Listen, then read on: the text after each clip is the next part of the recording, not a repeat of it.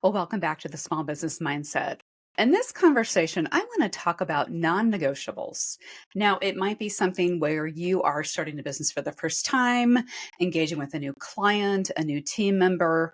If you don't understand and have a plan in place for what those non negotiables are, you can be turning yourself into maybe a less profitable, less productive, and less efficient kind of business. And quite honestly, create a lot of turmoil for yourself. So let's talk about why non negotiables are so important in your business. And I'm going to challenge you with something. I want you to find exactly what you're willing to accept. What are you willing to accept? And what are you willing to say no to? And sometimes you might not know. I know when I was first starting in business, I was just wanting the business to come in. Was wanting, I'm like, I'll take anything. But do you really want to take anything? And I discovered sometimes too, as I was learning a new business and I was taking on business, I learned a lot of lessons. I learned a lot of lessons, for one thing, who I don't want to work with. And over time, I started to create a list of what would my ideal client look like. And that helped me really hone in on what am I willing to accept. So my list looks something like this. I want to work with clients and people that respect who I am, respect my time, respect my expertise, truly bring me in as a member of their team, and see my value.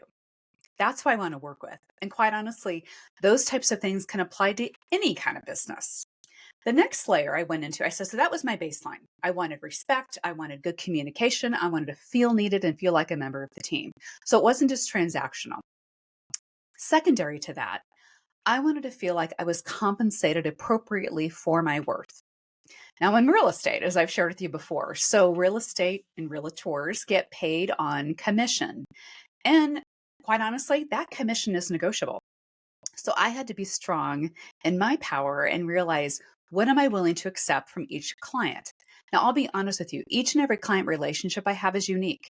Every client has different needs, whether they are a seller or a landlord or a buyer or a tenant or needs some data or maybe consultative. I mean, there's lots of different ways to do this. And I had to make sure and treat each and one individually by what, first and foremost, am I able to meet their needs in a way that I was providing value? And they were willing to accept in a good way and not just a bare minimum, but conversely, what I provided to them and what they were willing to compensate me for, was it agreeable? So it wasn't just a matter of, yeah, I can do this and yeah, they'll pay me something, but are they going to pay me for my worth? And so my non-negotiables and defining exactly what I was willing to accept had to do with the complement of all those things coming together. I've had a past clients over time that ultimately I decided not to work with them. And I decided not to work with them because, unfortunately, as we kind of went through my list of my values and my mission and what I was willing to accept and what I was not willing to accept, over time, and it took me some time to realize those are not clients that meet my value. They're constantly trying to whittle down my fee. They're constantly questioning things that I do.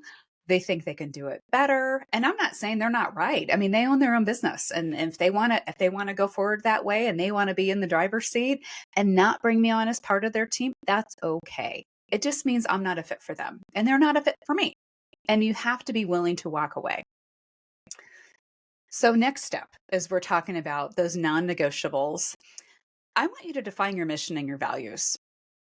And I'll be honest with you, this is a hard area that took me a while to figure out what the mission and my values were for me personally and what the mission and values were for my business. Because I think I might have shared before on this podcast, when we talk about niching ourselves, I realize I can't be all things to everyone. I can't. For one thing, it would dilute my area of expertise if I tried to be all things for everybody. And I probably wouldn't bring my clients as much value as I intended to be because I'm not. I'm not that person. I have occasionally either be referred business or have people call me like, I want you to work with me. And after I have a quick conversation and try to identify, okay, what are their needs and how can I provide value? We might not be a fit. And it might be a case where they're like, I'll pay you whatever you ask for. But at the end of the day, if it doesn't align with the mission and the values that I set forward for myself and my company, it is not a fit. So next thing is you're thinking about how to develop your non-negotiables, get comfortable walking away. And that also pairs with another thing. Get comfortable having hard conversations. Walking away and having hard conversations are sometimes a really big pill to swallow because you feel like sometimes you're turning down business. You're like, oh, especially when you're in an area where maybe you're not making as much as you would hope to, and the business isn't coming in as fast as you want to. Okay.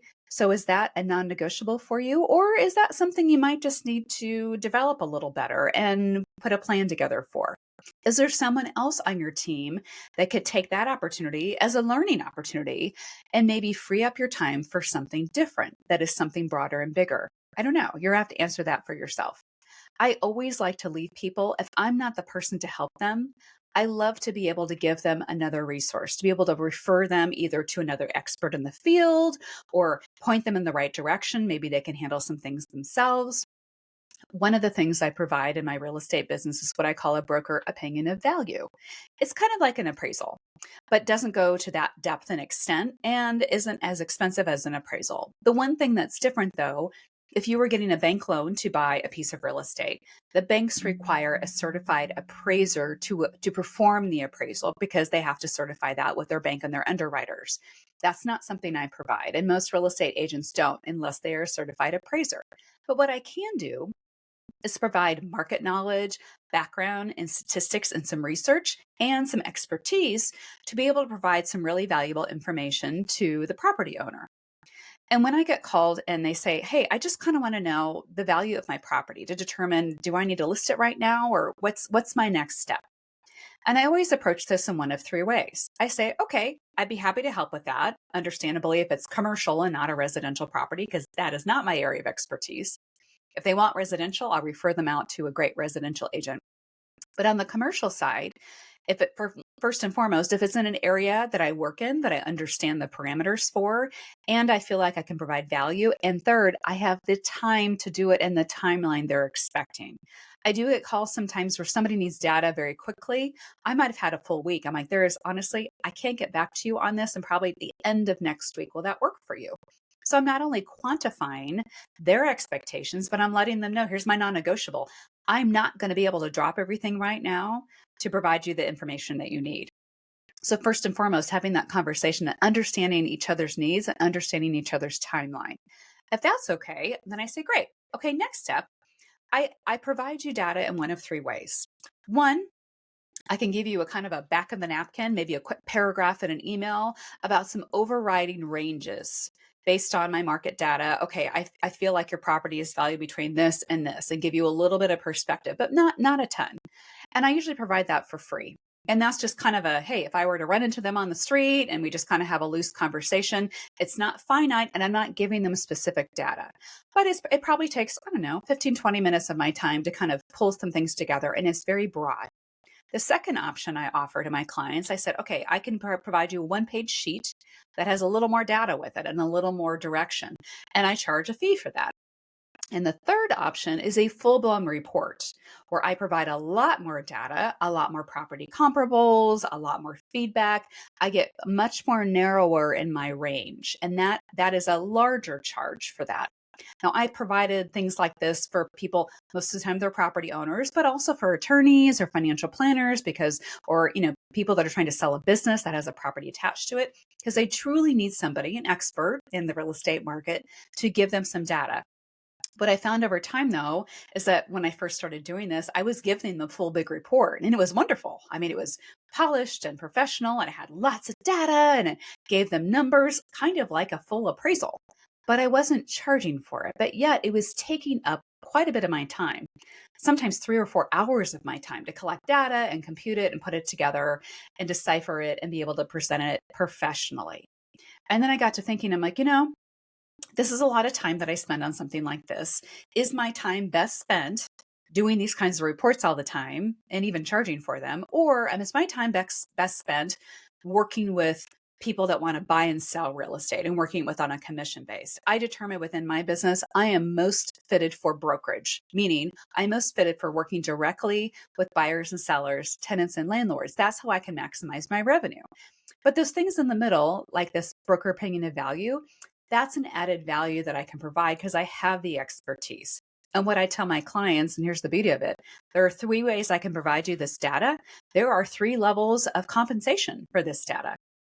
If we decide to work together, meaning if they decide to sell their building and hire me to do that, where I will collect a commission at the end of the deal, I will actually deduct the fee from the commission where I provided the report for them at the start. And that I feel like that's a value add. And that's a way for me to negotiate not only my fee, but also to hopefully win the business in the long run because I want to build a relationship. All right. We talked about briefly getting comfortable having those hard conversations. Now, this can apply to your personal life or your business life. It can apply to having hard conversations with a client, with a teammate, with a new hire, somebody that needs to go, a vendor, all kinds of things. And really, it's a negotiation tactic. Having hard conversations, I think, as humans is a hard thing to do because I think inherently we're people pleasers. We never want to let anybody down. We never want to deliver bad news. Even when sometimes you need to deliver the bad news, you need to rip off the Band-Aid and move on. I think we've all been in a situation where whether it's a friendship or a personal relationship or a business relationship where you grumble about it outside of work, meaning you talk about to your friends, you talk about it to your family, it's causing you stress in your life. That is a first sign you need to start having a hard conversation. And those hard conversations are not easy, and that's why they're hard. That's why they make us feel a little nauseous and they make our palms sweaty and they make our speech stutter or our heart race a little bit. They're hard for a reason. And I would say it gets easier over time the more you do it, but I still get the butterflies in my stomach anytime I'm trying to deliver some hard information. And sometimes that information, you have to see it not as hard or not as bad, but maybe encouraging. And so flip the script a little bit. How are you approaching people that need to have that hard conversation, that hard truth, that wake up call? And I know the best times in my life when I've experienced growth, significant growth is when some people on the other end of it, whether it was a boss or a colleague or a friend or whomever, said something that I needed to hear. And it was hard for them to say it and probably hard for me to accept. But the more you can put yourself in that situation, you're feeling empathy for the person on the receiving end and get comfortable with the words you're going to say, the better success you're going to have. And that falls right into your non-negotiables. So how do you start having those hard conversations? What I do is script them out. I think sometimes I write them down or I use a voice recorder and I think, okay, how am I going to start this conversation? What do I think is going to appeal to them the most so they don't check out? Because the last thing I want to do is start having a conversation that's confrontational with somebody and they just glaive over and they're done. I mean, whether it's your teenager or your spouse or whatever, you want to make them feel comfortable and engaged with you. Because I think if you think about what is the end result you want to have happen here in this conversation, you probably want to go away after having that hard conversation with having some sort of resolution. Now, that resolution might not be all sunshine and rainbows. It might be the resolution might be they need to leave your company and you're letting them go. Or the resolution might be a little bit of a hard knocks conversation where okay, there's the disciplinary action that comes with the conversation you're having. I'm not allowed, this going forward, I'm going to reduce your commissions. I'm going to take away responsibility. I'm going to give you a demotion. I'm going to put you on a probationary period. Those are hard things. And I think being organized and diplomatic about it, but also being a little empathetic and realizing the style of the person that's receiving the information when you're having that hard conversation will help it go so much better. Because if you think about whether it's having a hard conversation or setting a goal, and these are a lot of times one and the same, what do you want the outcome to be? In a perfect world, what do you want? If you're having that if you're having that hard conversation with a colleague and maybe you're their boss, and at the end of the day, you're like, I need to exit this person from my company. If that's ideally what you want to do, then maybe having an improvement plan is not part of the conversation. But letting them know, and then the non-negotiable side, are you willing to get them a letter of reference? Maybe not. Do they just need to be exited more quickly than not? Maybe less is more. Maybe you don't need to explain all the finite details of why and how and whatever. I always recommend, and I'm not an HR professional, anytime you have a hard conversation, especially with a colleague that you are in charge of, that you make sure and document things because the last thing I would want to do is to have a hard conversation with somebody and then you ultimately let them go. And they can come back and say, I wasn't given warning. I wasn't given documentation. I was let go unfairly. You don't want to be in that situation. You want to be prepared. So these conversations that you have that are hard uh, can be applied to especially negotiations with anybody in your world. Last thing I want to talk about is get really comfortable walking away.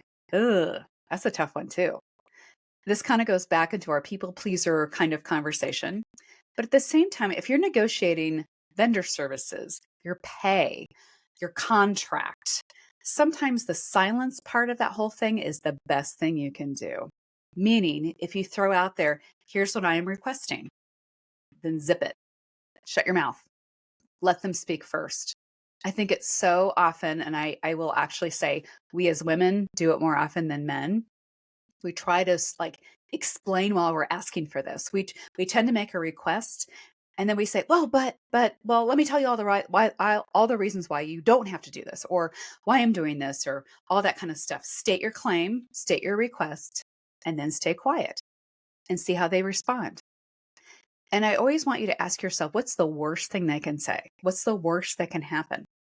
If you're negotiating for a new salary or a vendor relationship or earning a new client, the worst thing they can say is no. That's it. And then honestly, you'll be no better off or worse than you were before you start that conversation. Now, I know when I talk to a lot of people that are in that situation, they're like, I'm going after this big client or I'm going after this big relationship. And they come at it in a scarcity mindset, meaning they're putting all their eggs in one basket and they're thinking, oh my gosh, if I don't get this business, my business might not survive. And that's not a great environment to be in. But here's a tip I can share with you. People on the receiving end, when you're making a request, if you come to the table with a scarcity mindset, they can see right through that. As much as I hate to say it, you have to come to the table with confidence and calmness and conciseness in your mission and your values that we talked about earlier. If you are strong and you know in your core, in your gut, that this is what you believe and you feel so good at it, meaning you're confident not only in your abilities, I hope you are, you're confident to your core in your abilities, but you're also confident in what you can provide. Your abilities personally, your abilities as an organization, your resources, your reach. And the one thing I always want you to do is that anytime you win that contract or you win that relationship, you make sure and show up. Because the last thing I've seen people do that really don't do great for themselves, for those non-negotiables, they say, oh yeah, I'll never do that. That is a non-negotiable. But the thing is, once you earn the relationship or you win the business and you do not follow up with what you said you were, that's integrity. That's a huge integrity issue. You don't get to have non-negotiables if you don't act with integrity, if you don't follow up, if you don't provide what you promised, if you don't provide that communication, that relationship that you discussed early on. Here's what I'll provide for you. These are my non-negotiables. Then you darn well better follow through. Otherwise, no one's going to want to send you business, or you're probably not going to get a very good reputation. So last thing, go with your gut. I think our intuition or our gut feeling sometimes bubbles up at times. And I know for me, sometimes I mistake it for being scared or being nervous. But what I've learned over time as I've gone through a whole types of situations with relationships and business opportunities is that if my gut is telling me something's off, I guarantee you that it is. The person sitting across from you that you're having a conversation with might be saying all the right words. So everything coming out of their mouth, you're like, yeah, that makes perfect sense. That's checking all my boxes. That fits within my non-negotiables. But maybe their actions don't match their words. For example, I know plenty of people that perform beautifully in an interview. They say all the right words, their body language is great, they're making eye contact, they're having a handshake, all that stuff, right? But maybe when they walk out the door, they snub the rest of your staff. They, leave and, peel out in the parking lot, or they throw trash on the ground. I mean, these are just some funny examples, but honestly, does their words match the person they truly are? Their habits. If they come across to you as a very vibrant, wonderful communicator, great eye contact, great association, wealth of knowledge, all that stuff, do they fit in then to your values and your company mission? Do they fit within that when they're inside your doors and when they're outside your doors? And sometimes it's hard to test this. That's why I think references are fantastic. If you're thinking about getting into a relationship, personal and business wise, but I'm talking about business here, do a little bit of research. If you've heard about this person and like, oh, they're singing their praises, talk to lots of different people that this person might know. You can do it in a quiet way. But I mean, not that you want the gossip. And, people do go through hard things in their life. I get it. People might go through a messy divorce, or they might go through a poor time in their life where they didn't perform very well. But I think what you want to know is like, would this person serve me in a way that I feel like would be good? Just is this person responsible? Is this person, have good integrity? Is this somebody I can trust? Is this somebody that's going to work well with my team? There are lots of tools out there that you can use, whether it's like a Strength Finders personality test, or putting them through some sample, negotiation strategies that can try to bring through who they're going to be when they're around you. I know a job I had a long time ago when I was younger, I was asked to actually, I've always been kind of in a sales environment. And one of the final interview, I guess, requests was, in addition to interviewing with their leadership team, they wanted me to bring an example of how I would sell what they're selling. And this was a service-based organization. Bring with me an example. And they didn't give me any direction other than that. So I had to, kind of research the organization a little bit. Okay, understand, okay, this is kind of what they sell.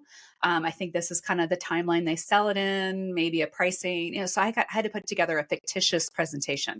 But when I came to that final interview, I made it to the final interview, so I must have impressed somebody, but they were testing my ability, and they were testing how I was going to represent them when they weren't watching. So if they were to hire me, they were kind of my guinea pig. I mean, how would you sell to me? How would you sell to me as people that are in this business? So I made sure and put together a presentation. I asked about how many people were going to be there when I interviewed. I made sure everyone had a hard copy, not just email to them before, but I did that too. And then I used those visuals, and I literally made it like they were the client. They were somebody I was trying to sell to, and I was already working at the organization. So that was an excellent way to test that theory for them. And I've used the same thing in my business as well. I'm like, okay, you're saying all the right words and you're showing up like it works. Let's see how you are in action, and how can you truly test that theory? Because if you're in a situation where your gut is telling you something's not right, find out why and listen to it. Listening to intuition. I think we inherently want to give people the benefit of the doubt, and I'm all for that. But at the same time, if it's a relationship that's going to impact you mentally, impact you socially, impact you from a business perspective where they're bringing you down, dead weight is something that you really need to carefully consider getting off your plate as fast as possible. In fact, more and more businesses I see, they keep people on way longer than they should. And I would say be slow to hire, be quick to fire. And that's sometimes people are desperate. Like, I need to button a seat right now. I need to hire somebody. I need to get them in here. Okay. But is it the right person because you want them to last for a while? And once they're in that seat, it's harder to let them go unless you establish your non-negotiables. So let's recap real quick. Define exactly what you're willing to accept when it comes to non-negotiables. And that goes right into defining your mission and your values for yourself and your company, and making sure you understand those uniquely and intimately enough that you can identify when that is a non-negotiable. Get comfortable having those hard conversations, because the easier it is for you to do it and get comfortable and practice that, you'll be able to get what you want. And those non-negotiables you get to articulate. Also get comfortable walking away. Oh, as much as you hate saying no to business, the thing is that I've realized over time, the more business I say no to, the more business that I want comes in. It's almost like if you've ever cleaned out your closet. And I use this example because my closet's always pretty full. But I have this rule for me. I have I always have like a sweater or a jacket or a pair of pants or something like that has seen better days, and it needs to go. But it's comfortable, and I wear it, and I continue to wear it. I'm like, I need to let this go. For whatever reason, until I put that in the donate pile or the trash pile, I can't welcome in the new replacement, the better replacement, the one that's all shiny and new and looks great and performs well and fits my body a little better and is more on trend, all that kind of stuff. So use that same example. If something in your gut, it's the last one, if something in your gut doesn't feel right, test it. Test it through your non-negotiables, your mission and your values, and exactly where you're willing to accept and what you're not willing to accept going forward. So thanks for having the conversation with me. As always, I love to hear about what you're doing. What are some non-negotiables that you've uncovered in your life and your business? If you have a chance, send me a message. I'd love to hear from you.